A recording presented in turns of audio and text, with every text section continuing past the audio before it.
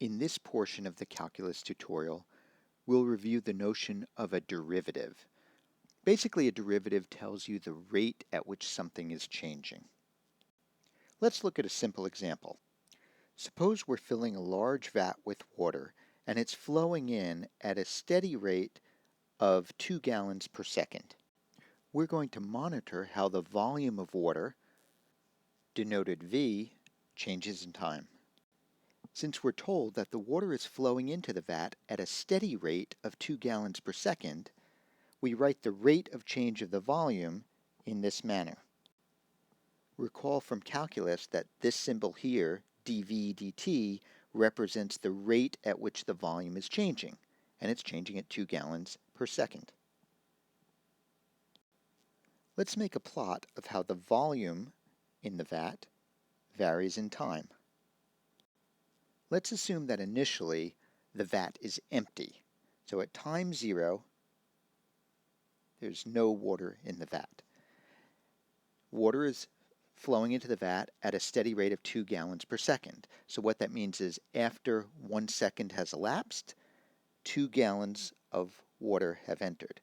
After another second has elapsed, an additional 2 gallons of water have entered. So we're now up to 4 gallons. After another second has elapsed, an additional 2 gallons of water has entered. Likewise, after another second, another 2 gallons of water has entered.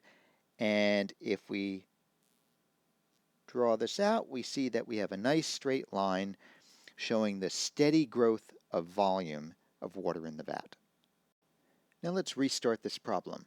But this time, instead of assuming that there's a steady rate of 2 gallons per second flowing into the vat, we'll assume that water flows in at 3 gallons per second. Let's plot out what this looks like. Once again, we'll assume that the vat starts off empty. So initially, there's no water in the vat. After 1 second goes by, 3 gallons have entered. After another second goes by, an additional 3 gallons have entered, so we're up to 6 gallons. After another second goes by, 3 more gallons have entered, we're up to 9 gallons. After another second goes by, we're up to 12 gallons. And if we draw that, we get a nice straight line as follows. Now take a look at these two graphs here. The flow rate, in other words, the rate at which the volume is changing, dV dt, is related to the slope of these lines here. The steeper the line indicates a more rapid change. In other words, the flow rate, dV dt, which represents the rate of change of the volume, corresponds to the slope of the line. The steeper the line, the more rapid the change. In other words, dV dt, the rate of change of volume with respect to time, corresponds to the slope of the line. Now, in the examples we've considered so far, the flow rate has always been steady.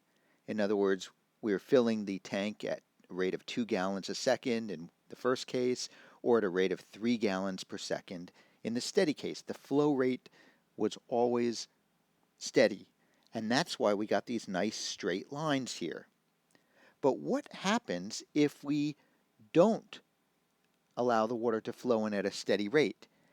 Maybe we have it flowing in at a small rate initially, maybe only 1 gallon per second, but then we open up the faucet more and more so that more and more the water flows in at a larger and larger rate. Then we're not going to get a simple straight line like we did before when we plot the volume versus time. So let's consider the following. Suppose the volume versus time plot in our vat here looks something like this. It's this curve. What does this mean? Well, we're monitoring the volume and how it changes in time. Notice that at the beginning it's growing, but it's growing rather slowly. But then as time goes by, the volume is increasing at a faster rate. So over here, that means that we're only letting the water flow in at a small trickle, but over here, we've opened up the tap and the water is flowing in at a faster rate. In other words, in this region, the slope dV dt is small, whereas over here, the slope dV dt is larger. In the preceding examples, where the plot was a straight line, the slope dV dt was the same at every point along that line. In this example, dV dt, the derivative, varies in time. The derivative, or the slope, at this point is smaller than the derivative, or the slope, at that point. So now let's turn this problem around slightly. Suppose you're filling up a vat, and this time I tell you what the volume in gallons is as a function of time. And suppose the plot looks something like this. It's a nice straight line, and in fact I even give you the formula for what the volume is as a function of time, namely V equals 3 times T. And now I ask you, what is the rate of change of volume with respect to time? In other words, what is dV dt? Well, you could just look at this graph and say, well, at time 0, the volume is 0, the vat's empty. After 1 second, the volume is 3 gallons. At t equals 2 seconds, the volume is 6 gallons. After 3 seconds, it's 9 gallons. In other words, it's gaining 3 gallons every second. And so, you would therefore conclude that the rate of change of volume is 3 gallons per second. This, in fact, is entirely consistent with what we discussed before. Namely, the rate of change of the volume, dV dt, corresponds to the slope of this straight line. And this straight line has a slope of 3. So the derivative, the rate of change of the volume, is 3 gallons per second in this case. But suppose instead I gave you the following. In this new scenario, the volume of water in the vat is again increasing in time, but this time you see it's not increasing at a steady rate. And suppose I give you the formula for what the volume is at any time. Suppose, for example, it's a quadratic. The volume is equal to the time squared. So initially at time 0, the volume is 0. At time 1, there's 1 gallon in there. At time 2, 2 squared is 4, there's 4 gallons. At time 3, there's 9 gallons, and so forth. And now, suppose I asked you to tell me what is the rate of change of volume in this scenario. Now in this case, it's going to depend on time. It's not going to be steady like it was over here, because after all, the slope of the curve here is rather shallow, meaning the volume isn't changing very rapidly, meaning that there's just a small trickle of water coming in, whereas over here, the slope is larger, meaning that the water is flowing in at a faster rate. So depending on what time we're talking about, the flow rate is going to be varying in time. So this represents the flow rate, or the rate of change of volume. So what is that going to be? To figure this out, we're somehow going to need to compute dV dt, or the rate of change of this function, t squared. But what is that? Well, in this example, it turns out to be 2 times t. In other words, the derivative, or the rate of change of the t squared function, is simply 2t. Now, I'm going to show you in a little bit how we get this, but let's just see if it makes any sense. So, for small values of time, if t is a small number here, then that says the rate of change of volume is very small. So for short times down here, the rate at which the volume is changing is small. But at later times, when t is larger, then 2 times t becomes a larger number, so the rate of change of volume over at larger times becomes larger. So at least this seems to make reasonable sense. But how do we actually compute these derivatives? More generally, if I give you some function v of t describing how the volume changes in time. For example, maybe the volume in the vat is varying according to the following relation, 5t to the fourth, or 3 sine of t, or e to the 2t, whatever this function is, v of t. How do you actually compute the derivative, the rate of change of that function, dv dt? So what we'll do next is review some of the simple rules from calculus for taking derivatives. We're just going to focus on the basic ones that you'll need in your physics class. If the function v of t, for example, equals 4, then the derivative of that function is 0. Likewise, if the function v of t is equal to 3, then the derivative, again, also comes out to be 0. Now let's think about what this means. If v of t is 4, for example, that means, think of the example that we did with the vat that's being filled up with water. If the volume as a function of time always equals 4, what does that mean? That means the volume is not changing. In other words, no water's flowing in. So if the volume always remains 4 gallons, then the rate of change of volume, that's what the derivative means, has to be 0. Likewise, if the volume always remains at 3 gallons and never changes, then the rate of change of volume would be 0. So our general rule here is that if you're given a function that is a constant, then the rate of change of that function, or the derivative, is always going to be 0. Here's another set of examples. If the function v of t equals t, then the rate of change of the function is given by 1. If the function equals t squared, then its derivative, or its rate of change, is 2t. If the function is t cubed, the derivative becomes 3t squared. If the function is t to the fourth, the derivative becomes 4t cubed. Look at the pattern here in this set of examples. This pattern persists even if we have the function is t raised to some negative number. So for example, if the function is t to the negative third power, then the derivative becomes negative 3t to the negative 4. More generally, we see that if the function v of t is equal to t raised to some power, then the derivative of t to the nth is just nt to the n minus 1th power. Now, in this tutorial, I'm not going to derive for you where exactly this came from. Check a calculus book for the actual derivation, but this is something that you're going to need to know. So I suggest you simply memorize this rule.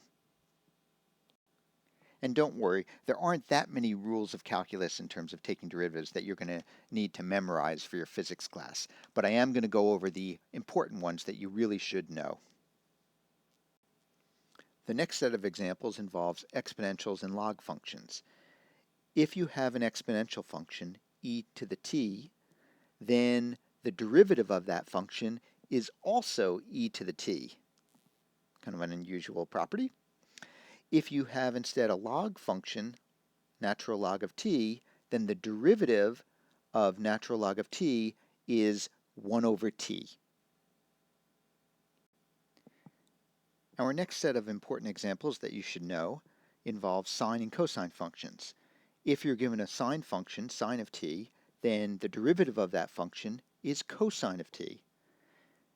If you have a cosine function, cosine of t, then its derivative is negative sine of t.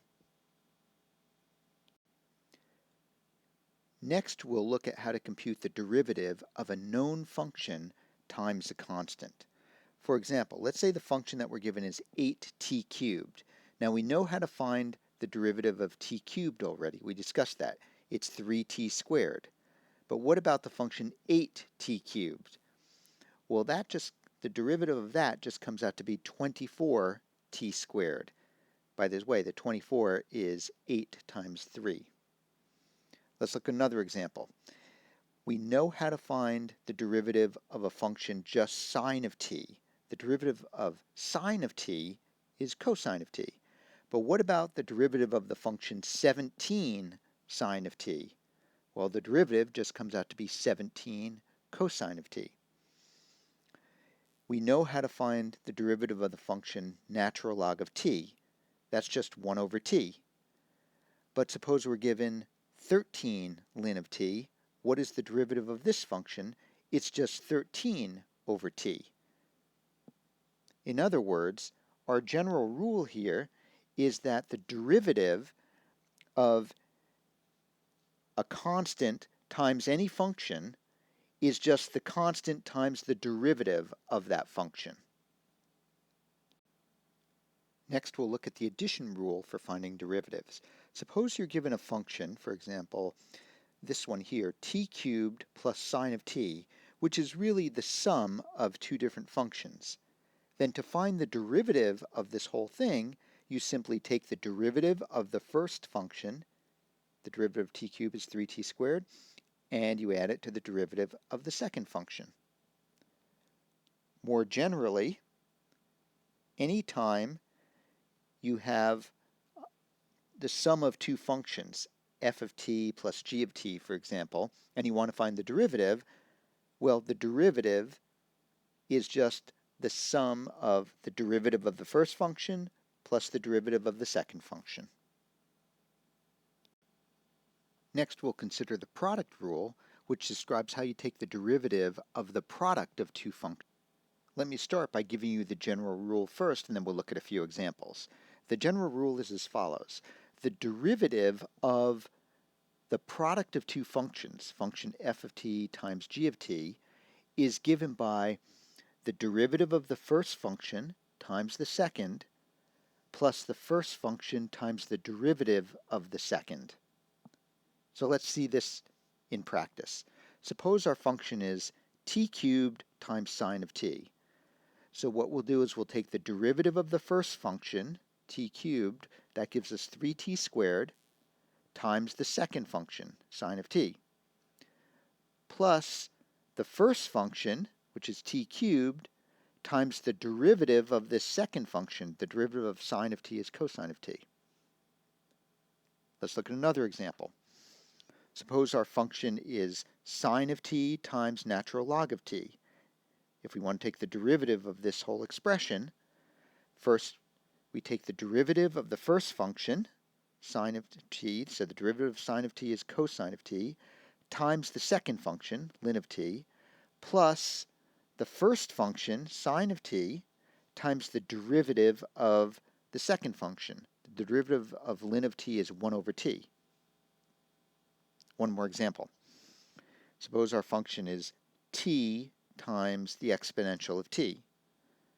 Then using the product rule, the derivative of this expression is found by first taking the derivative of the first function, so the derivative of t is just 1, and then we multiply it by the second function, plus the first function, t, so we put it here, times the derivative of the second function. And the derivative of e to the t, you may remember, is e to the t. So that's the so-called product rule. Next, we'll see how to take the derivative of the composition of two functions. Let me remind you what that is. Suppose I have two functions, f and g, and then I take the function f of g. This thing is called the composition of two functions. It's the f of g. And we want to determine how to take the derivative of that expression. This rule that we're about to discover is, in fact, one of the most useful rules, but it takes a little bit of thought. So we'll illustrate with several examples here. We're going to look at these four functions: sine of t cubed, natural log of cosine of t, e to the negative 3t, and cosine of 10t. And we'll see how to take the derivative of each one. Now, let's start with this one here, sine of t cubed. We can think of this as the composition of two functions. We can think of the outer function, I'll call that f, as just being sine of t. And the inner function is the function t cubed. So if I say f of t is sine of t and g of t is t cubed, then you see that this expression is really f of g. In other words, sine of t cubed is f of g. Let's look at this next example. Here we're taking ln of cosine of t. So the outer function that I'm calling f is just ln of t, and the inner function is cosine of t. So if I took ln of cosine of t, that would be the composition of these two functions. In this example, I have e to the negative 3t. So I can view this as the composition of two functions, an exponential function e to the t and a function negative 3t. You see here that f of g is e to the negative 3t. Finally, let's look at this example, cosine of 10t. I can view this as the composition of two functions. The outer function is cosine of t, the inner function is 10 of t. So if I take f of g, that's taking cosine of 10t, giving me this. So the point is, sometimes you'll want to take the derivative of an expression which can be written as the composition of two functions. How do we do that? Let me first go through each of these four examples, and then I'll give you the general rule. We'll start with this case, sine of t cubed. If I want to find the derivative of sine of t cubed, here's what I do. First, I go to the outer function, and I say, well, the derivative of the sine function we learned previously is cosine. So I say cosine of the inner function, so cosine of t cubed, and then I multiply that by the derivative of the inside function. The derivative of t cubed is 3t squared, you may remember. So this expression here is the derivative of this.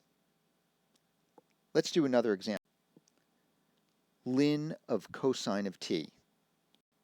If I want to take the derivative of this, the idea is first I take the derivative of the outer function. Now you may recall that the derivative of the ln of t function is 1 over t. So I want to take 1 over the inner function, so 1 over cosine of t. And then I multiply it by the derivative of the inner function. And the derivative of cosine of t, you may recall, is negative sine of t. Let's do our next example, e to the negative 3t. So, as a reminder, in this example, I'm viewing the outer function as the exponential function e to the t, and the inner function is negative 3t. So I'm taking the exponential of negative 3t. Okay, so to find the derivative of this, the rule is I take the derivative of the outer function. The derivative of the outer function, the derivative of e to the t, is still e to the t. So I take the derivative of the outer function, e to the t, evaluated on the inner function, so that gives me e to the negative 3t, times the derivative of this inner function. The derivative of negative 3t is just negative 3. In our last example, we'll consider cosine of 10t. To take the derivative of this expression, I start with the outer function. The outer function is a cosine function. If I take the derivative of cosine, I get negative sine. So I want to take negative sine of the inner function, so that's negative sine of 10t, times the derivative of this inner function. The derivative of 10t is 10. So this then becomes the derivative of this. So the general rule that we've been using is that if we want to take the derivative of f of g of t, first you take the derivative of f evaluated at g of t, in other words with g of t plugged in, times the derivative of the inner function, g. And if you go back and you check, it's probably helpful to re-verify the derivatives of these functions are given by these. This rule can be slightly confusing at times, but as I said, it's an extremely important one, and it arises quite a bit in practice. Next, a quick remark on some notation. We've seen that if we're given some function of time, f of t, for example, maybe we're told that f of t equals t cubed, or maybe we're told that f of t is sine of 10t, we've seen how to take the derivative of that function with respect to t, or in other words, the rate of change of f with respect to t. In this first example here, the rate of change of the function t cubed with respect to t we found was 3t squared. The rate of change of the function sine of 10t, in other words, the derivative of that function with respect to t, is given by using the composition rule cosine of 10t times 10. So that's familiar to us. But now I have another question for you. Suppose that we're given a function, but it's not a function of time, it's a function of some other variable. So suppose, for example, it's a function of x. Suppose I tell you a function f of x is x cubed, or f of x equals sine of 10x. It's kind of like same as these functions, except these are functions of t, of time, and this is a function of, these are functions of x here. How do you take the derivative or find the rate of change of these functions with respect to x now? Well, first of all, we denote it instead of saying the rate of change of the function with respect to t, like we did before, we want to now know the rate of change of this function with respect to x. So we write it df dx. But what are these things? Well, we use the same idea that the names have changed, but it's the same expression. So for example, if we're given x cubed, the rate of change of the function x cubed with respect to x is 3x squared. Just like the rate of change of the function t cubed with respect to t is 3t squared.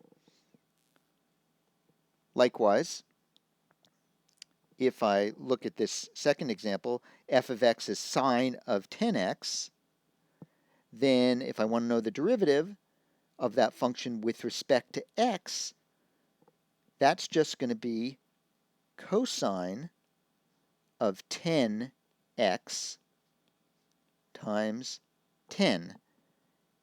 In other words, it's really the same as what we had before, it's just that the variable names have changed.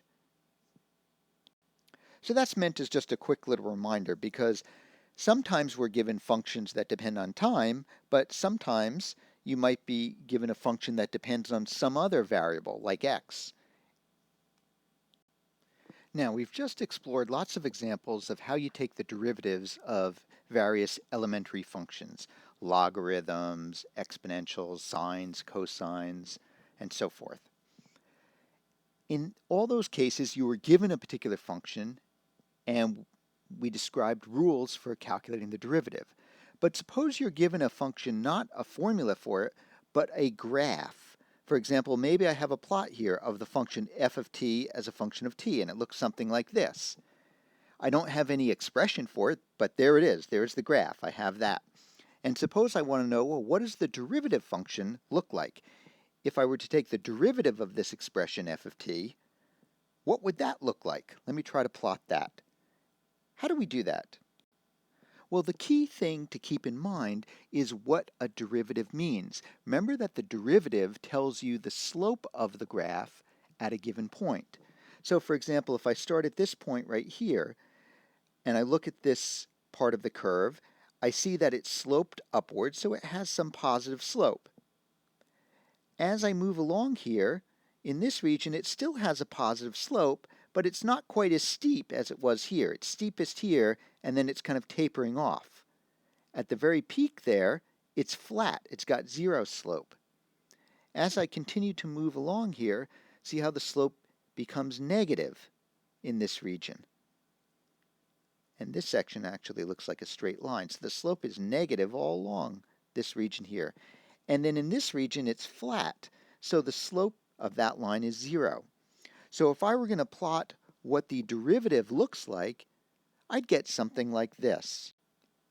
Now, this is just a crude sketch by hand, but let's go through and see where this comes from. Okay, so we'll start again. At this point here, the slope is some positive value because I'm looking at this section of the curve. It's relatively steep. Okay, so the derivative is some positive number. Now, as I move along here, the slope of this curve is becoming less and less. So the derivative is becoming less and less. Right at the peak there, the curve is flat. Therefore, the slope at that point will be 0. Then, as we continue to move along here, we see that the slope of the curve is becoming negative.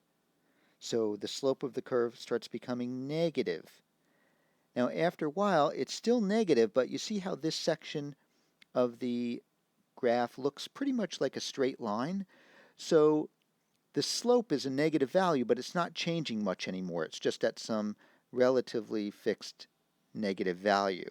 So that's why this section here is plotted the way it is, because it's negative, but it's not changing very much. Then if we look over in this section of the curve, we see that this is just, the function is flat. It's not changing anymore. Therefore, the slope is 0 in this section. So to reiterate, the basic idea is that you look at each section of the curve, you look at the slope of the curve at that point, and you determine whether it's positive, negative, large, small, and you plot that. And again, this is just a rough sketch. You shouldn't take it too seriously, but hopefully it gives you a good qualitative sense of how you would approach this type of graphical determination of a derivative.